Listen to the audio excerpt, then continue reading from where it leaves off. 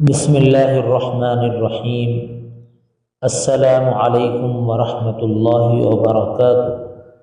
محترم ناظرین و سامعین، آیت کریمہ کی فضیلت، یہ وہ دعا ہے جو حضرت یونس علیہ السلام نے مچھلی کے پیٹ میں اندھیروں کے اندر پڑھی تھی، جب ہر طرف اندھیرا ہی اندھیرا تھا، تو انہوں نے کہا لا الہ الا انت سبحانک انی کنت من الظالمین۔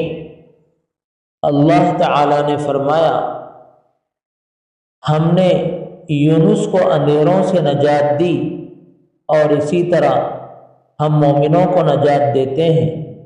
جو شخص دل سے یہ آیت پڑھتا ہے، اللہ اس کے غم، دکھ اور مصیبتیں دور فرما دیتا ہے۔